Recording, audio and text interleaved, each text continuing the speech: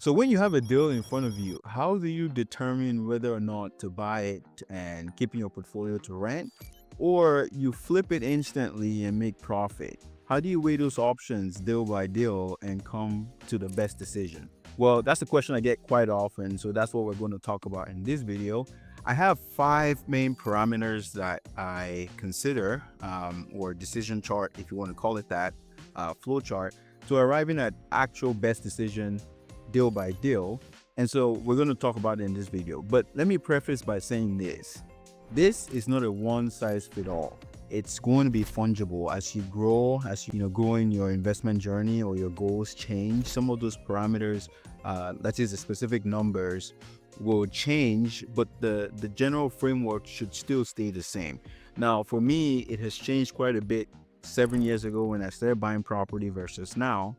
And that's the way it's supposed to be. As you grow, you should change. But this will give you a sense of what you need to be asking to make the best exit strategy deal by deal. So let's jump right in. The first question or the first parameter or that you want to know is what the entry fee is. How much is it going to cost me to get into this deal?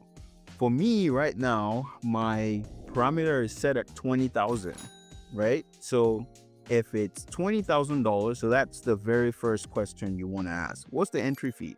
If it's greater than 20,000, is it or less than 20,000? Now, if it's greater than 20,000, okay, that's a little capital out the door. And right now, I'm more likely to want to flip that property to get my returns, have more money in my pocket to reallocate and go out to work. So if it's greater than 20,000, the next question is, does it have equity? Does this property have equity?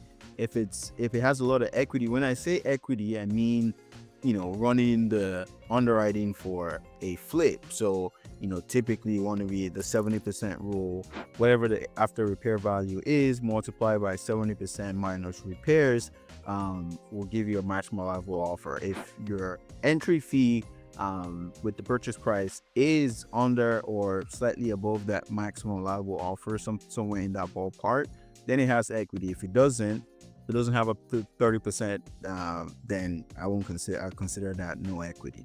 So that's what I evaluate.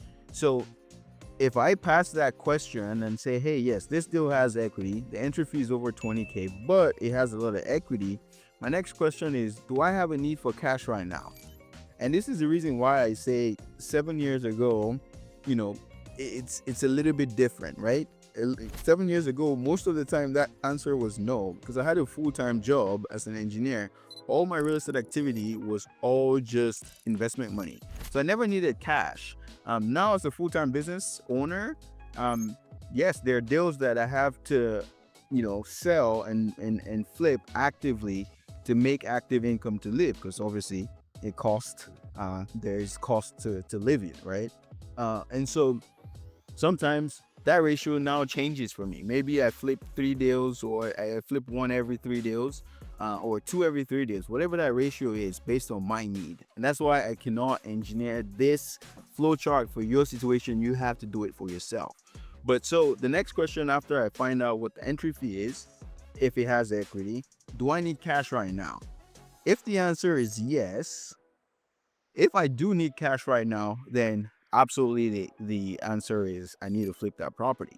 I need to get that money that I'm spending plus profits instantly, bigger profits to go do what I need to do, whether redeploying more deals, lending deals, or just live my life, whatever the case may be, right?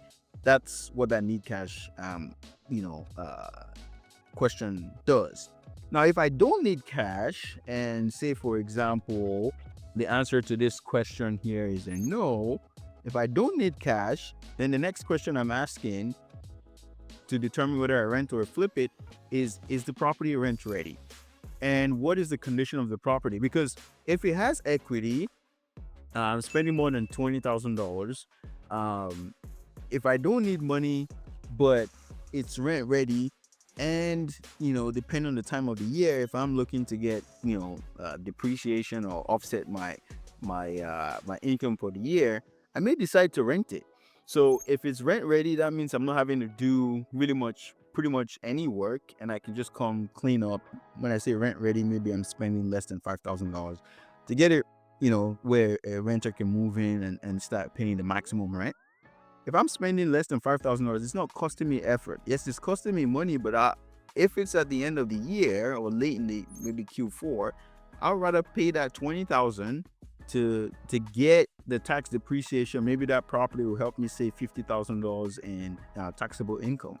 Now I'm not a CPA, so check with your CPA, but this is what I do, right? So if it's at the end of the year and I need some $50,000, $80,000 to continue to ensure that I'm net even on my income to paper losses, then I will buy it, because I'd rather pay that $20,000 to buy an asset that would appreciate, that would cash flow, that would give me improve my net worth from even inflation-induced inflation-induced debt destruction, grow over time. Like I said, appreciation, all the other benefits that you get with owning real property. There are 7 different benefits.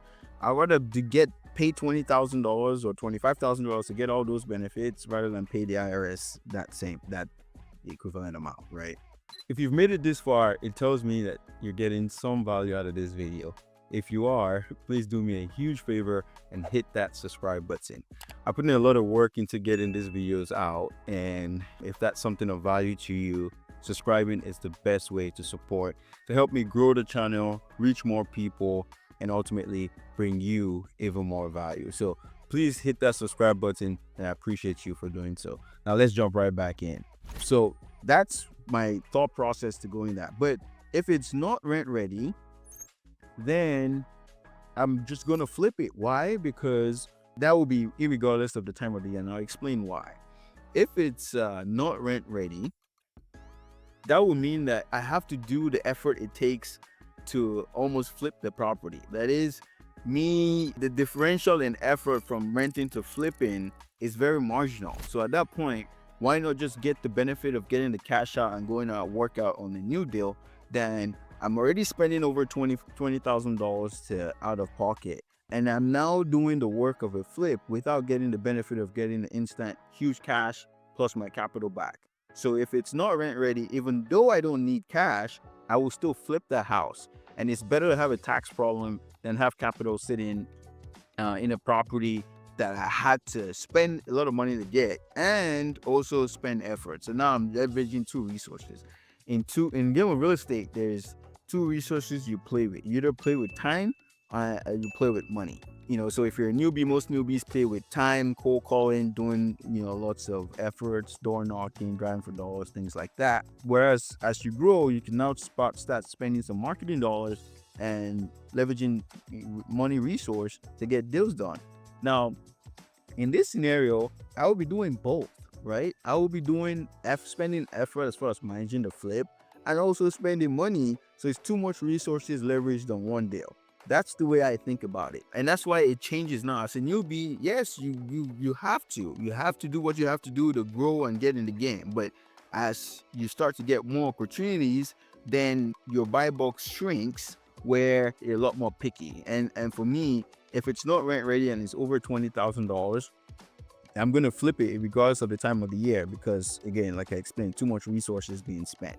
So this explains this side of the equation. So now let me explain this equity aspect. If it's over $20,000, it has no equity, I'm most likely just gonna find another deal, or this is the beauty of real estate, I may wholesale it. And why? You may say, okay, if it's not a good deal for you, why would it be a good deal for someone else? Just like I explained, everyone is in different stages of their investment journey. And so because for me, maybe because the reason why I'm set at $20,000 as the first threshold for evaluating one or the other on deals is based on my deal inflow, right? If, for example, I don't know, a Grant Cardone or a Pace Morby, their number, I can guarantee you, is a whole lot less. Why? Because they're getting so much more deals. And so it doesn't make sense for them to have so much money leveraged in one deal when they have a plethora of deals being thrown at them. For me, I don't have that level of opportunity cost. So for me, that's $20,000 right now. So as I grow and I have more opportunities being thrown at me, it'll be too expensive for me to still have 20,000. That would just mean I'm going to go out and do less deals because I have so much opportunities to spread my limited resources across. No matter how rich you are, you're always going to money's always going to come up as a limited resource. That's why you always need to raise capital and do all these different things, right? So that's the rationale behind that. I hope that makes sense. So if the entry fee is over 20K, again, that 20K is just peculiar to me as at where I'm at right now. Maybe in a couple years it'll drop down to 15 or 10,000. But if the entry fee is over 20K and there's no equity, I can still wholesale it because there may be someone that is early on in their journey that this is still a good deal because they don't have the opportunity cost. So they can spend 30K on a deal and it makes sense as long as they're still able to, obviously get the benefit from like, maybe they're okay with making $15,000 on the back end of the flip if they decide to flip it, or maybe they just want the tax depreciations from it and will rather pay $30,000 than pay the IRS because they don't really have the opportunity coming at them. They're not going to get another opportunity to save on taxes before the end of the year. So even though it's 30,000 or 40,000, it may make sense for them. That is the beauty of real estate, because I can still go out and a deal that doesn't meet my buy box, I can wholesale it and make $7,500, $10,000, whatever the case may be. So on the flip side of that, on the other side of this equation, we look at the condition, right? And so if the entry fee is less than 20,000, okay, the next question I'm asking is, what is the condition of the property, right? If the condition is rent ready, does the property cash flow? If it does cash flow, I'm buying that to rent all day long, no matter what the equity is, because it is so low of a cash entry and it cash flows. So it's a win-win always, all around, no matter how you look at it.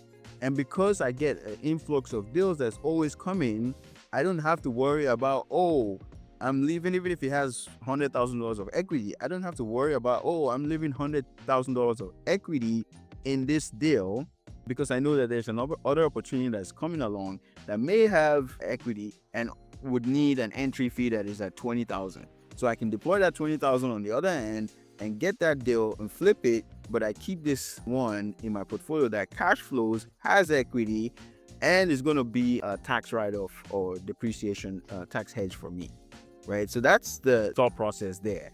So if it's less than 20K and it cash flows, just on that I'm getting a return. If it cash flows, I don't know, $500 a month and it's less than 20K, say it's 10K, that's a 60% return already. So I don't even care what the equity does. The equity just helps improve my net worth, whatever that is. That's good, right? So if the cash flow, it doesn't cash flow, and this is the difference in the nuances between when I started versus now, right?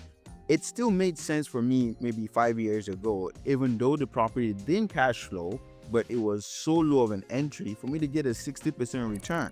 That is phenomenal. So even if it didn't cash flow, back then I will still buy it to rent. Now, if it doesn't cash flow, the next question, it depends. Will I buy it? It depends on where we are in the year. Are we in Q1, Q2, or are we in Q4? If we're in Q4, if it doesn't cash flow and I still need tax write-offs for the year, I will still buy it to rent. But 5 years ago, even though it didn't cash flow, regardless of the time of the year, I was still buying it to rent. So you see how this, like I said at the start, there's no one size fits all. Understand how these variables interact with each other and what they mean, and fit it to your situation. So for me now, if it doesn't cash flow, it depends on the time of the year. If it's still early in the year, I know, again, I'm having a lot of opportunities that's continually going to come. So I'll have more opportunities to buy ones that cash flow and are less than 20,000, and I can just add to my portfolio. And if that doesn't happen towards the end of the year, then I have other opportunities to do that. Not optimal. Maybe I'll have to be out here buying properties that are high entry fee that I'm having to rent because maybe I didn't get enough opportunities throughout the year to buy these types of rentals. The degree that I buy more rentals like this I'm going to be flipping more. So they go hand in hand, right? So if I can find more 10 rentals or 12, 20 rentals like this, then most of the time when I go through the logic on the right side of the equation, I'm always going to be flipping because I already have rentals that are highly efficient as far as capital allocation. I'm buying them less than $20,000. They're cash flowing, improving my net worth. So when I get these deals on the other side, it's good to even get the cash because I have so much passive losses to write off against it. Um, and again, on this side, if the entry fee is less than $10,000 or less than $20,000, and the condition is not rent ready, that could still be a deal for someone else, right? Someone else who is earlier on in their investment journey and is okay with spending another $10,000 to get the property to a rentable state and then add it to their portfolio, and there will be less than $20,000 entry fee on a deal that maybe doesn't cash flow, but they need it for tax depreciation and things like that. So that is the decision tree, guys, and that is thought process in a nutshell.